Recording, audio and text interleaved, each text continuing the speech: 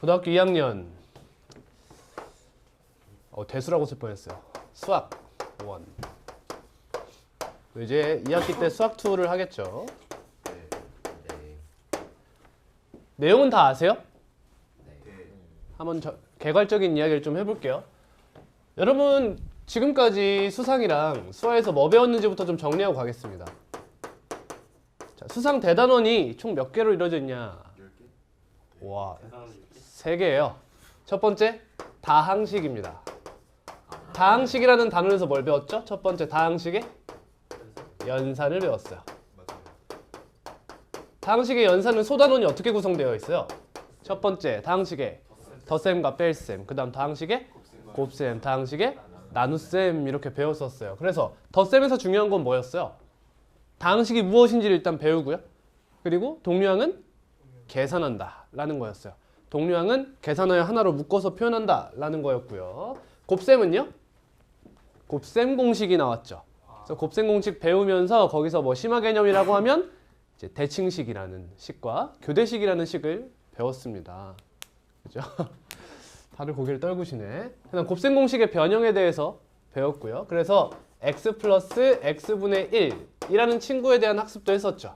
그래서 얘를 t라고 잡으면 x를 곱해주면 x제곱 마이너스 tx 플러스 1은 0이라고 해서 두근의 곱이 몇인? 1인 2차 방정식에 대한 학습도 잠깐 했었습니다. 다음 나오는 것이 다항식의 나눗셈이죠. 다항식의 나눗셈에서 중요한 건 뭐였어요? 다항식은 무엇이 가장 중요하며? 차수가 가장 중요하다는 거였어요. 다항식은 차수가 중요하다. 그래서 A는 BQ 플러스 R로 다항식의 나눗셈을 항상 해결하더라 라는 걸 배웠습니다. 근데 이게 무슨 식이더라? X에 대한. 이게 X에 대한 항등식이더라 해가지고 다음 단원 이름이 항등식과 나머지 정리였죠. 그렇죠? 그래서 항등식이 뭐였어요? X의 값에 관계없이 항상 성립하는 등식이다 라고 배웠어요. 맞죠? 항등식이랑 뭐랑 구분을 했었냐? 부정을 구분했었어요. 모르는 개념이 있다면 지금 꼭 공부해 두세요. 항등식은 어떠한 값이든 상관이 없는 거죠. 모든 실수 x의 값에 관계없이 항상 성립하는 등식을 항등식이라고 했어요. 부정은 뭐예요? 해가 무수히 많은 거예요. 해가 무수히 많은 거예요. 예를 들면 x 플러스 2y는 3이다. 얘를 만족하는 실수 xy 몇 개입니까? 무수히 많죠. 그래서 그 무수히 많은 것들을 표현하기 위해서 뭘 했어요? 그래프라는 개념을 도입해서 평면좌표 위에 나타냈죠. 직선으로. 그죠? 그러면 얘는 모든 실수 x, y에 대해서 만족합니까? 그건 아니죠. 그래서 이런 걸 보고 부정이라고 하죠. 그죠? 해가 무수히 많은 상황. 그럼 항등식은 부정입니까? 네, 맞습니다. 항등식도 해가 무수히 많죠. 그러니까 부정 안에 뭐가 있어? 항등식이 있다 라는 걸 생각할 수 있어요. 그래서 항등식의 성질을 배웠습니다. 이런 거 있죠. 이런 거.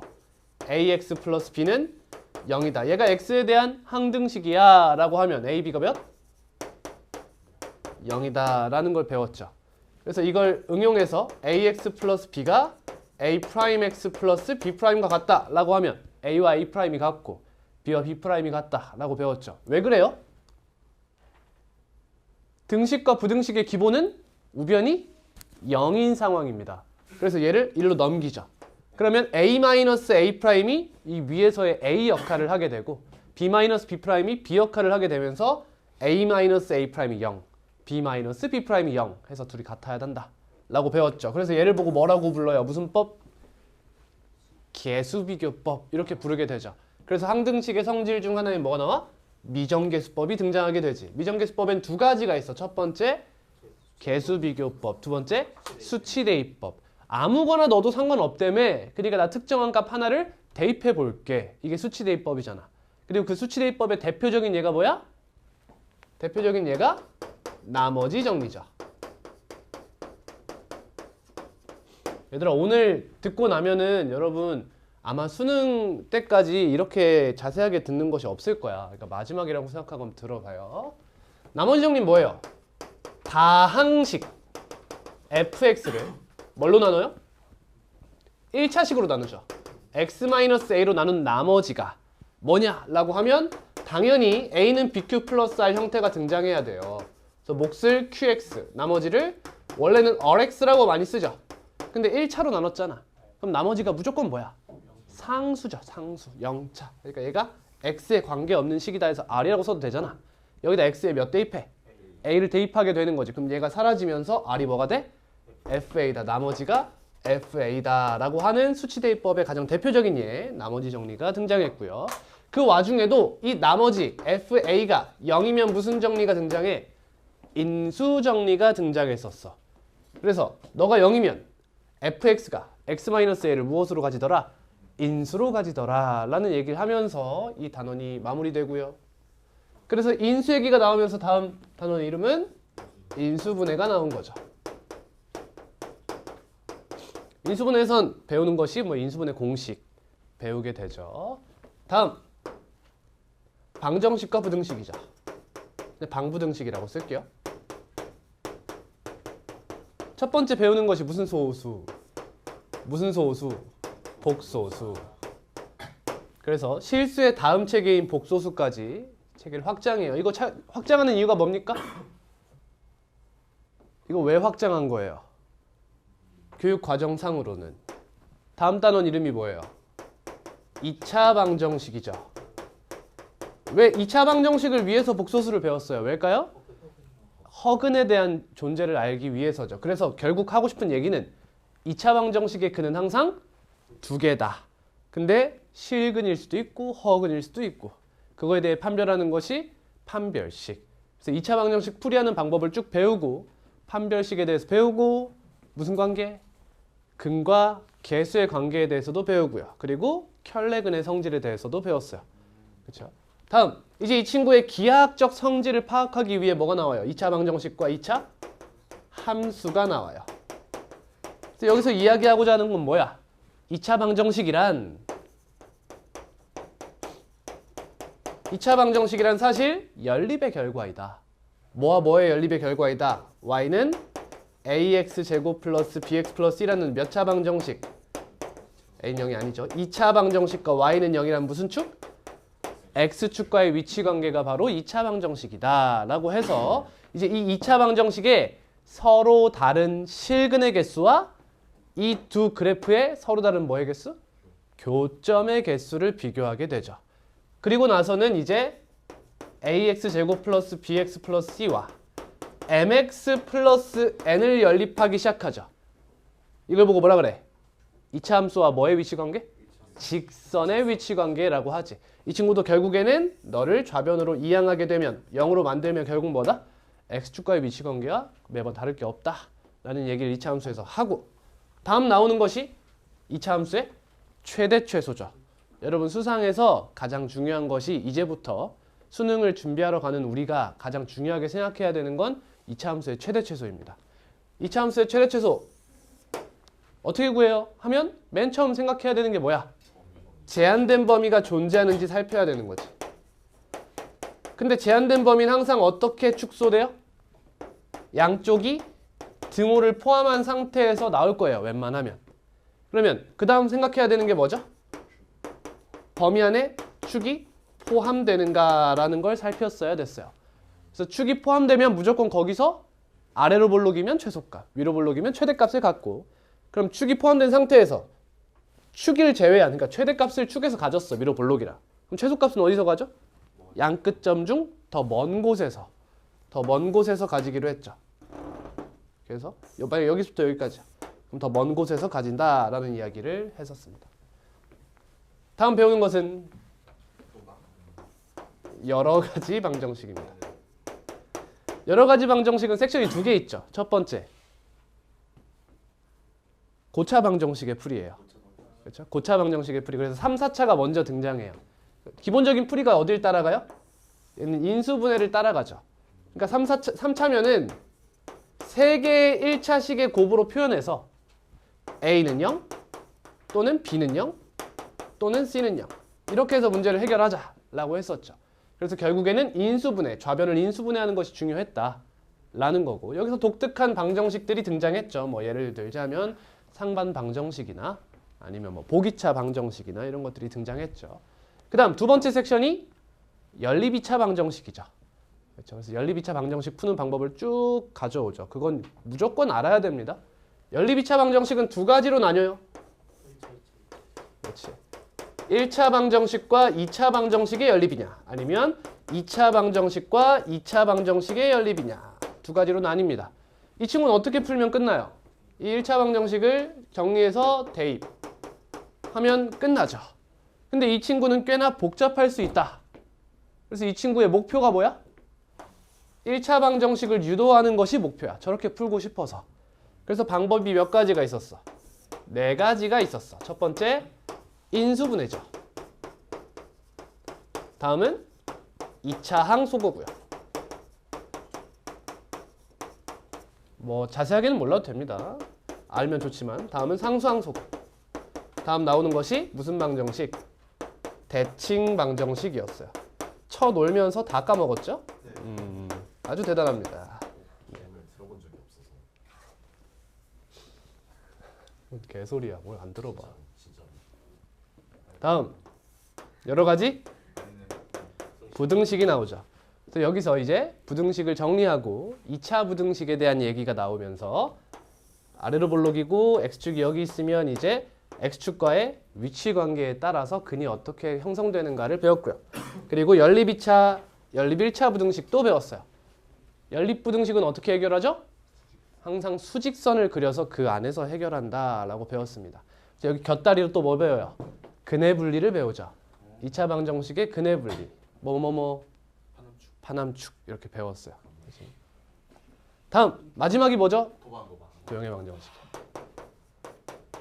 4가지 단원으로 구분됩니다. 첫 번째 평면 좌표예요. 평면 좌표는 뭐에 대한 학습이에요?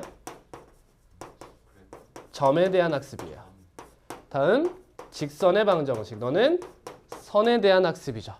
다음 원의 방정식. 뭐에 대한 학습이죠? 면에 대한 학습이에요. 도형, 평면 도형에 대한 학습. 근데 평면 도형 중에서도 가장 간단한 것이 원이더라. 그래서 원만 배운 거지. 그래서 나머지 평면 도형들은 어디서 배우기로 해? 기하에서 배우기로 해요. 이렇게 되는 거지. 그치?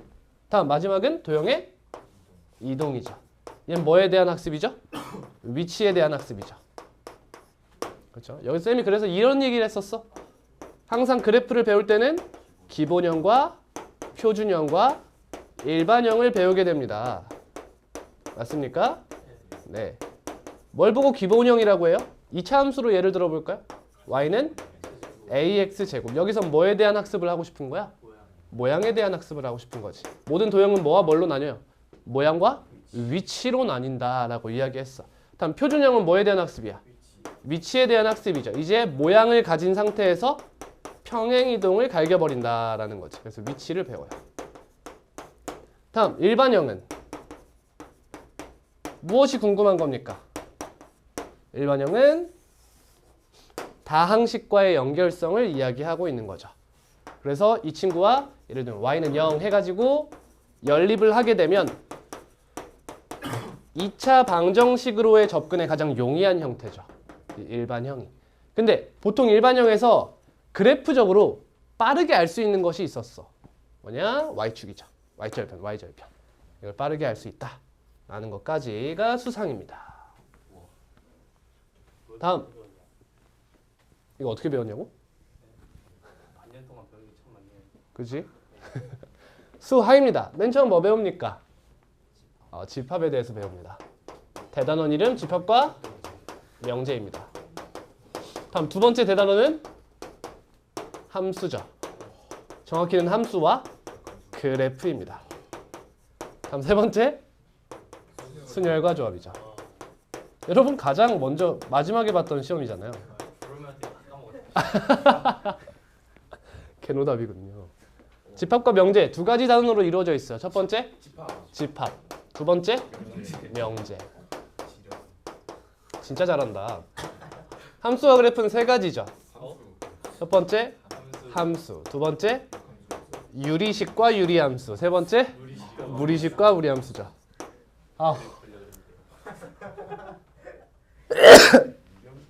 네, 자 여기까지 결국엔 가장 중요한 단원이 어디예요? 집합이죠. 집합. 집합이 가장 중요합니다.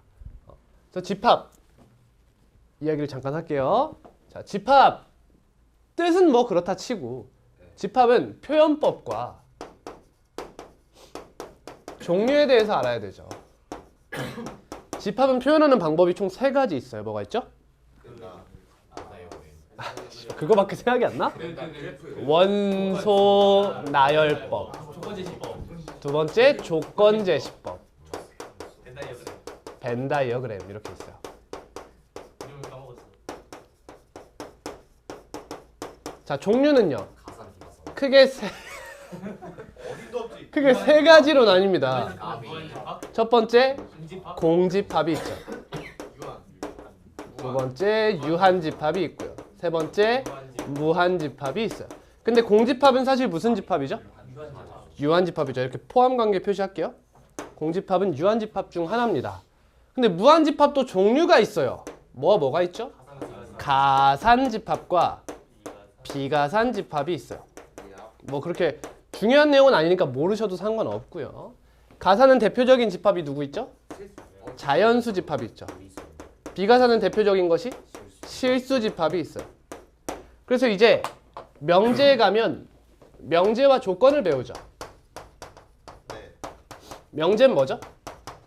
참거짓을 명확히 판별할 수 있는 문장이나 식이에요. 종류가 2가지 있죠. 뭐가 있죠? 참인 명제와 거짓인 명제가 있어요. 조건은 문자의 값에 따라 참이 되기도 하고 거짓이 되기도 하는 그 문장이나 식이죠. 그래서 이 친구를 참으로 만드는 친구들만 전부 다 끌어모은 집합을 뭐라 그래? 진리집합이라고 부르지. 그래서 등식의 입장에서는 문자의 값에 관계없이 항상 성립하는 등식 뭐라 불러? 항등식. 그게 뭐야? 참인 명제에 해당하는 거죠. 방정식은 문자의 값에 따라 참이 되기도 하고 거짓이 되기도 하는 등식을 방정식이라고 하잖아. 조건에 해당하는 것이 바로 방정식이죠. 그럼 거짓은 뭐라고 부르죠? 뭐 몰라도 되지만 불능 이렇게 불렀습니다. 그래서 이제 함수라는 것을 배우는데 간략하게 했어요, 그냥. 자, 너무 중요하죠, 여러분? 그냥 과언이 아니라 우리 수원할 거죠? 수원은 그냥 함수에 대한 학습이에요. 새로운 함수들을 학습한다라고 생각해 주시면 되겠습니다. 그러니까 여긴 무조건 잘 알고 계셔야 돼요. 무조건. 자, 함수에 3요소가 있습니다. 3가지 정의역, 공역, 대응이죠. 그래서 함수를 표현하는 방법이 2가지가 있는데 x에서 y로의 함수 f다 이렇게 이야기하죠. 정의역, 공역, 대응 이런 식으로. 혹은 x에서 y로의 함수 f다 이렇게 쓰기도 합니다. 이게 함수의 표현이죠. 근데 함수를 해결하려면 대응을 아는 방법이, 대응을 표현하는 방법, 아는 방법이 크게 2가지로 나뉘었어요. 2가지. 뭘로 나뉘었냐? 정의역이 무슨 집합이냐에 따라서 달라졌었어요. 정의역이 공집합이면 어떻게 되죠? 정의역이 공집합이면 대응이 존재하지 못하죠. 따라서 함수가 존재할 수 없었어요. 그래서 정의역은 공집합이 아니고요. 그러면 유한집합과 무한집합으로 나눌 수 있는데 무한은 또 뭘로 나눌 수 있어? 가산집합과 비가산집합으로 나눌 수 있었어. 정의역이 유한집합이면 우린 문제 어떻게 풀어? 벤 다이어그램을 그려서 해결하지. 그래서 여러분들이 많이 했던 게 이러한 벤 다이어그램을 그려서 해결을 했었죠. 근데 비가산 집합이면 어떻게 돼요? 왜 그래프를 그려요? 벤 다이어그램으로는 해결이 안 돼요. 왜? 화살표가 무수히 많아버리지. 그래서 이걸로는 전부 다 해결이 안 되더라. 그래서 등장한 개념이 뭐? 그래프라는 개념이죠. 그래프도 결국 뭐예요? 집합입니다. 집합. 그래프는 무엇을 원소로 하는 집합을 말해요? 순서쌍을 원소로 하는 집합을 우리는 그래프라고 불러요. 그래서 함수의 그래프는 뭐야? 정의가 뭐야? 순서쌍을 원소로 하는 집합인데 y는 x의 함수값이죠. 이때 x는 뭐의 원소? 정의역의 원소. 이걸 보고 우린 그래프라고 하죠. 근데 이 친구를 이제 평면좌표 위에 나타내고 싶잖아. 근데 평면좌표라는 것은 수직선 두 개를 직교시켜 만든 공간이란 말이야. 그럼 여기서 이 친구를 표현하고자 하면 정의역이 뭐여야 된다는 거야? 그치? 선으로 인식하려면 쭉 이어지는 상태여야 된다는 거지. 예를 들면 뭐 자연수처럼 툭툭 끊겨 있다? 그럼 이 친구는 사실 그래프를 그릴 필요까지는 없다는 거야. 그치? 근데 비가산이면 이게 필수 불가결이다. 그려야만 해결할 수 있다. 그래서 그래프라는 개념이 대단원 이름에 그냥 착 박혀버리는 거지. 이렇게. 그러면서 유리식과 유리함수와 무리식과 무리함수 전부 정의역이 무슨 집합이야? 무한집합. 그 중에서도 비가산 집합이잖아. 실수 전체의 집합. 그래서 이 친구들의 대응을 알기 위해선 뭘 그릴 수밖에 없었다? 그래프를 그릴 수밖에 없었다라는 거죠. 뭐 이렇게 한숨이 나? 아 그래. 개울이 극한소.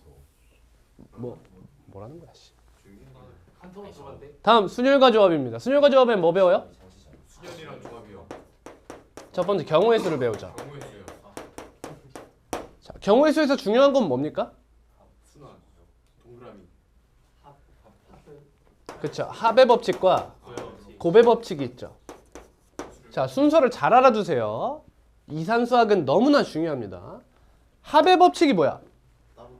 동시에 일어나지 않으면 경우의 수를 더한다. 그냥 간단하게 생각하면 이거야. 근데 결국 이야기하고자 하는 게 뭐야?